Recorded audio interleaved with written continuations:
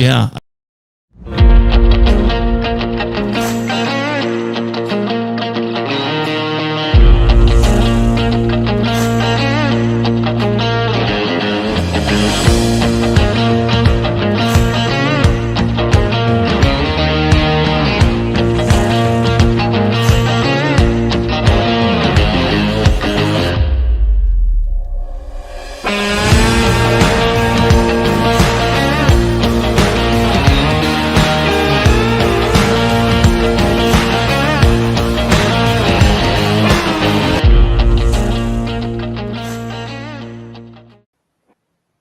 Okay.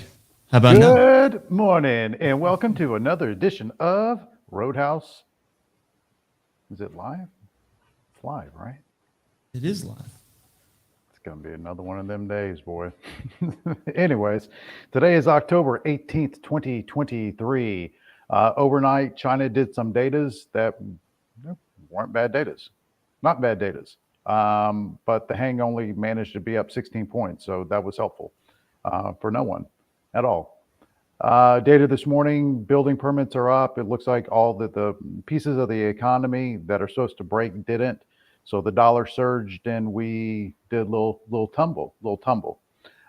In addition to that, I think reading through some of the ERs overnight, it's not exactly painting a pretty picture. I think ASML's ER this morning probably bothered me the most as far as their guidance. You know, they reported well, but the guidance was definitely not there on them. UAL, you can kind of say the same thing. You know, kind of not there as far as guidance. So there is some weakness overall with the guidance. The question is, with some of these, it's have they been discounted enough to where even with poor guidance, you start buying it for the following quarter? And that's where, you know, the conversation of is it or is it not priced in comes into play. That's one of those. How forward is the market looking right now? That's another question. Forward moving instrument, right? So it's like, how far forward? What we do know is the dollar decided to get rippish. If you're looking at a 30-minute or a 1 hour, whatever you want to look at, it's like on the 1 hour, you can see that is definitely defined bull flag that has bounced off the bottom and starting to move higher. Dollar getting out of control is not going to be good because it's very apparent that even this morning, Bender, when I was sitting here, you know, trading here and there, that kind of stuff, and kind of watching the moves of things, it's like it was very, very, if the dollar went down, the market hesitated to go up. But if the dollar went up, market was coming down. So we have that, if we're looking at everything, it's like we have a tilted dollar that is not even really in the middle of the bull flag looking to fire to the upside on the 1 hour. That's nasty. If I look at a couple of different things or a couple of different areas that I was looking at, and I'll talk about the Q to start, and then I'll flip it over to you, just because it's like the news is we can talk about Palestine and Israel and how everybody's just everybody. So this area on the Qs, it would be 355, 365.50, somewhere in there to hold would be nice. If we lose that, we got to look at this 362 level. These are pretty big spill downs in theory if they want to give. 363, 362. The area on the daily that I was looking at, you know, last night, it's going to be this area right in through here. This would refill out a gap, retest this hammer that played. And that would basically be this 362-ish area on the daily. So there's some areas down below that I think, you know, could definitely get touched, really, really touched. And we have to look at it. We have earnings that are so far have not even really been passable if you factor in guidance. And I think that that's something that you have to keep in mind. It's like if the guidance isn't there, what are you really buying? Even if it's discounted. even if Bank of America is trading at $18, even if Southwest Airlines is trading at 22, is the value there with a forward-looking market? I think that's going to be the question that has to be asked. So for me, and what I'm looking at, if they want to rocket it from here, rock and roll. I'm happy. I'm very, very happy to see that. But this area on the Qs right here, right now, this 365.50, this needs to hold. If not, we have to look at that 362, 363, and that's going to be a pretty good spill. So that's where my eye is. Again, news-wise, say what you want, but if you want to go ahead and look through the deck, you have the dollar that's up and looking to fire on a bull flag on the 1 hour. Okay. You have commodities, you have crude up, which does not help in any capacity the inflation story. We have gold up with the dollar up. That's usually not a good fucking sign. Usually not. That is not all that super. So we have to have something happen with the dollar. This bull flag has to fail. Even it failing is going to take a minute. We are definitely in the middle of some action that can get nasty to the downside. That is what I see. That is my take. If they give me an opportunity and the flow isn't there, I have to look to get short on a green candle. Now, if we spill in to these levels quickly, if we flash down, it's going to be the exact opposite. So 365.50 right here, right now on Q, and then down below that 362-ish area, 363-ish area, which we'll see how flow operates from there. Now, on the flip side, Bender, just because, let's try to be positive, there are a couple of SPX lines for today over 4,400 that were interesting. They came in after hours last night. So have my eye kind of on that. In addition to that, you have two pretty big important pieces of the NASDAQ playing.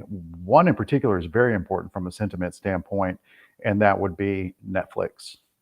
Netflix has been beat, kicked, thrown to the ground, deservingly so. But that's where it's at. That's all I got. That's all you got. That's all I got. Okay. I went through it, tried to be diligent. Look, I was very disappointed with the lack of execution yesterday. Very disappointed. Was not happy with the execution of the day. Got to be better. Got to be stronger. Got to be smarter. Got to be more willing. Like a virgin on prom night. Willing. I'm like, when it comes to this, you better be careful who hears you say that, because, I don't from my own experience. They'll take the goldfish, the dog. Well, that too. They know you're willing. They're looking through the mirror right now. They're through the window. The bear's looking through and it's peeking on everybody. Goldfish is over there going, please not again. Please not again. All right. I just got right. I just got fixed. Another little positive, Apple's holding 175. Okay, a little bit. So I'll let you work through your charts. It's like you can see, the area, not only the areas that I'm looking at, but how we on Bender's chart, but you can see how constructive that still is. You know what freaks me out? If I look at a 4 or 5 hour on the NQ, that thing just looks like it wants to fucking vomit to your little line slashing down at the bottom, the little checkered dotted thingy-majigget that's below everything. Checkered dotted thingy-majigget. I like it. That's what it is. I like it. Anyway, all right. please go ahead. Let's take a look here. Okay, so the first thing that I want to point out here is 60-minute chart. Let's look at. So what stands out? Let's take a parallel line here and just kind of. We can see this trend line right in here. If I do that as a parallel channel, something like that. You can kind of see where this midpoint of that comes into play. Okay, so the parallel channel looks like, it's in about the right spot. You had a dip below and a poke above. And now we're down at the bottom side of that testing the bottom end of that. So We had a tap here, started back here, had a tap here, bounced out to the midpoint, tap, bounce about to the midpoint. What are they going to do with it today? Are they going to break it? Maybe. When we do get that bounce or recovery, we'll keep an eye on this midpoint once it starts to work its way back up. As far as kind of, zooming in, see where we're starting the day here, you can see this, the bottom of this 60-minute fair value gap. If I go to a 15-minute, you can see this candle right here that left that fair value gap behind. That's where we're at. So we got that trend line in the bottom of this 15-minute fair value gap here. Let's look at a 5.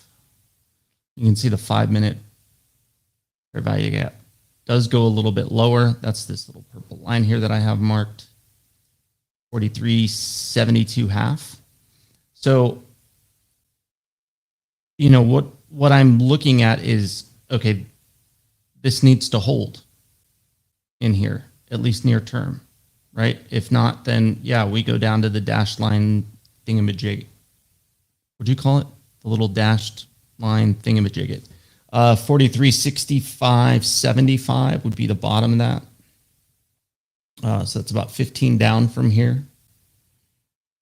And then below that, you've got this gap down here, this low, 43.54 half. So yeah, it's setting up the day.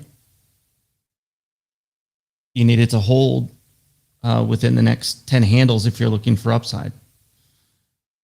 If you are looking for upside, you can see, again, looking at a 5-minute here, you can see this 43.8875 that it would need to get over. Above that, you could start to see potential for that market structure shift on a 5-minute. Let's look at a 15 again. Yeah, same story. Kind of a bounce up into here could look like, all right, we're filling back in. No, there's no volume imbalance there. But really, it's got to get over this 88.75 to start attacking some of these levels. We talked yesterday morning about, in a lot of the profiles, that the Tuesday is kind of the low of the week. We'll see if that's what we get. Not sure. We talked about these levels below. We know what we got above. You've got the bigger picture of kind of where we're at. I'm not sure I have a whole lot else. Like, it's all about if this holds or not today. Yeah. And for the bulls, really, 4,400, right? That was the challenge yesterday. Once we gave it up, bulls made one attempt here and failed. Bears couldn't really get anything done either. But I mean, that's the hurdle. Back above 4,400. And, it probably goes to take this out, that 44.30, 44.23.25, which then gets us back up around that gap area. That's what it's all about. Hold this next 10 handles, get above 4,400, or we give this up. And now we're talking about 43.50s and maybe this 43.40.75. I would just have to say the price action and everything else is very, very heavy. They're ready to sell in a lot of ways. So maybe they can get squeezed. Maybe we go rock. There's flow up there to go rock. Right? Sarah. Yeah. When I look at, again, kind of the bigger picture of this back and forth action, right? It's like, okay, up near the top of the channel, we came down into that fair value gap there, that 15-minute fair value gap, right to the bottom of it, and then up, right? Here, we traded up into this fair value gap, rejected, back down. Came up here, back down. I think this was like a 60-minute fair value gap and this support right here. And then bounce up, right up into this 15-minute fair value gap, rejected, back down. So now we're trading down into a 15-minute fair value gap. Right? So it held as resistance here when it got up in there. It held as resistance here when it got up in there. And on the same, on the other side, when it got down into it, it acted, that 15-minute fair value gap acted as support. So, if that trend continues, then the expectation would be that, okay, it ran up, traded down into that 15-minute fair value gap, bottom of this trend line, bounce, go. Can still break down. That can fail like it did briefly in a few other areas, right? Certainly can fail. This one didn't hold. If you were trading for the bottom of this 15-minute fair value gap when it came down in here, if you were trying to buy that, you got stopped out. So it can certainly do that. But, more times than not, looking at this chart, more times than not, when it trades down into one, it holds, and then you get that move up. If we're moving up and it trades up into one, that holds, and we get the move back down. So that's what we got. All right. Well, makes sense. I mean, I can't tell you if it's going to hold or not, but we all know what we're looking at. We got it right here, and we said it. It's like I said, something or another along those lines, because that's the same. That is that 365 on, 365 on Q. It's like it's the same thing. We're both looking at the exact same thing to hold. If not, we fucking spill. And I don't know if that low that you're showing right there, your little dotty line down there, will hold. I'm not sure that it will. I'm not sure that it'll have a chance. It'll bounce, but I don't know that it'll hold, especially if you turn around and you flip and you start looking at like a 4 and 5 hour chart. It's like this thing looks like it just wants to cascade down. Yeah. Like it really wants to cascade. And I can't find shit within the narrative other than data's not bad, but that juices the dollar, right? Geopolitically, you want to talk about a fucking shit show. It's a fucking shit show geopolitically. Domestic politics, you want to talk about a shit show. That's a fucking shit show. Okay. Corporate earnings thus far, less than acceptable if you factor in guidance. Borderline shit show. To be honest, we're holding really fucking well in through here. Like really, really well. We are holding the line in a positive fashion in light of all the stuff that is just not pretty, which should be acknowledged that there is a level of strength, and the market is trying to look forward. It would just be nice if there was a headline that wasn't otherwise. All right. Stonks, what you got, buddy? What's up? Oh, we have Sun? Sun back? I don't think so. We're gonna have to have a talk with Sun. I think he's like protesting in some way that I'm not quite understanding. So we're gonna have to have a conversation with Sonny. Say, what's up, Sonny? He's You got want to throw your chart up, Stonks? Yeah. Then I got to step away. Okay. So I'll get it on the stream and then let you guys continue. All right. There we go. All right. So, yeah. Okay. Well, we got Sun in the room so we can talk through his stuff really quick. Couple different headlines. We've got SPR is entering an agreement with Boeing to boost deliveries. We've got the Feds saying they are proposing to change fees for swiping debit cards, which could impact a couple of credit card companies. NVIDIA's doing some AI partnering data, something for self-driving cars. Amazon is going to be, I think there was a big news Amazon Microsoft deal last night that there was a lot of dark pool on Amazon as well last night. We've got GM's going to postpone their investor day because of the strikes, and UAL saying that Israel Hamas could impact flights and its bottom line for the fourth quarter.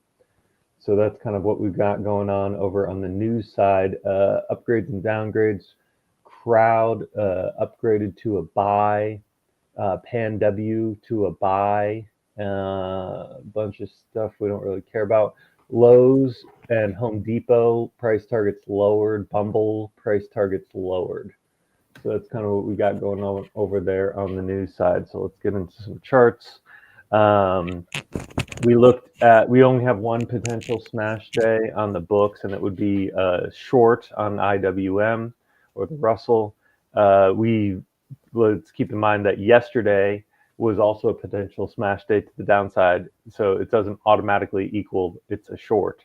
It means we just closed above the prior day's high, so you'd look to short the low. So here we closed above the prior day's high, look to short, break below the low. The other thing we can see is this is kind of almost a daily double bottom if we were to break this high right there.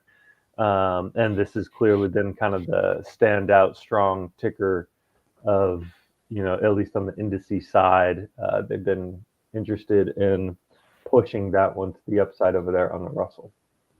If we jump over to the charts with all the markup here, we can take a look here. I'll do the hourly here on the NASDAQ. So we've got this kind of this downtrend line that we've been respecting, and we've come down. I still have this orange box as this weekly gap. These levels have still been reacting to each of these areas split into quarters.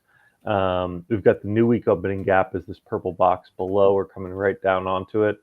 The other thing I was noticing here is we could potentially be looking at this red candle here as a bear order block, or bull order block, a bull who wanted to get in cheaper, push it up. So we could see it also kind of lines up. I would draw fibs on that candle and be looking for the 50% mark, which happens to line up right there with the new week opening gap. So going to be really interested to see in how this reacts. If I look below, there were stops here, we grabbed them. So it's like they're running out of liquidity to grab below while all these stops are sitting above. So that kind of has me, we keep coming down, and they put out these headlines, geopolitics, whatever else, and they seem to keep stepping up back in to buy. So, we'll kind of see what we get. But they're going to buy as long as it doesn't. They're going to. Is I on mute or not? What the fuck is going on? No, I can hear you. Yeah, no, they're going to buy as long as it doesn't get worse. Yeah. Right. It's like, so in a lot of ways, the market has in its own little way priced in more bad shit than what we've already seen. So then it becomes, what is it going to take to get that, them to peel back off and get long? Or do you see what I'm saying? It's like this thing is already, a lot of components are priced in. Now, if Iran starts throwing hot rocks and Saudi's just like, I don't know what's going on, and you start getting cracks with Turkey as far as being a weirdo, it's like now all of a sudden you start,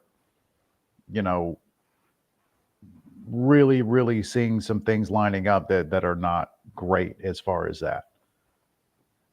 Yeah, everyone's just waiting for some reason to sell, right? Right, or to take it off, and it's like Israel's like, look, if Israel comes out today and be like, you know what, we have mitigated a lot of the exposure, we can now be tactical in what we're doing, then at that point you get massive green candles. But if they do their offensive on the ground and sit there and it doesn't go like swimmingly, you got a quagmire and you got, red candles. It's sketchy. It's very sketchy. Then again, take the corporate earnings. Same thing.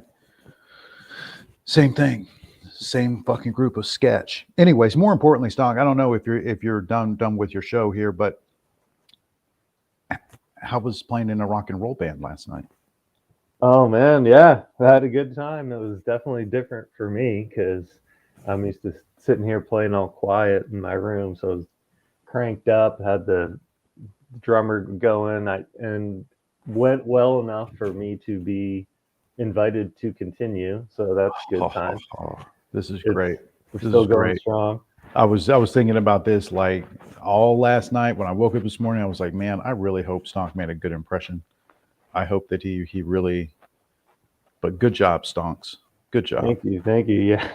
Yeah. I was like driving home. I was like, the guy that's been organizing everything's texting me like, that was great. Looking forward to next time. I'm like, man, this is like trying to take me out on a date over here. But yeah, kind of like that. Kind of like just that. Make sure. Yeah. All right. You got anything else? Yeah, we can take a look at some other stuff here. One other thing I was going to note on this one is that if we look here on the hourly, this is all balanced price action. Everything's coming in rebalance except we've got this gap here. I guess it would be this candle's high to that one's low, and then we've got this gap up here that's still kind of unbalanced. If I look below, we'd have to go way down before we'd have anyone that was off sides, which would be kind of like this low down to here. So that's kind of what I'd be aware of. We can take a quick look at the Rusty. So we mentioned kind of similarly, IWM following the Russell. So we've got this would be our double bottom on the daily break up there.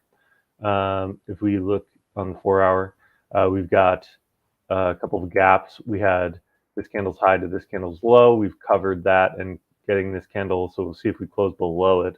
And then we've got this candle's low to this candle's low. So downside targets. And then our favorite level over here, 1776.60. We couldn't hold it. We flagged off of it, popped yesterday, and then we're back below. So if we get going again, we flagged there yesterday. We've had a lot of reactions in that area. I'm going to be watching if we get there. And then for individual tickers, I'll be watching Snow and Coin based on daily inside bars, but we can just kind of call those levels live in the room. And I think that's it. Very good, Songs. All right, we have about 11 minutes until open. Hopefully, you guys have a decent idea of kind of what we're looking at. We're still above the level that I wanted it to bounce on, and it has, and it's kind of holding in through here. Dollar's still in a bull flag. I see a lot of bull flags, depending on the time frame, that cancel each other out. So that's, helpful. Anyways, anything else, Don? Sonny, you got anything? I'm good. All right, very good. We'll see you guys soon.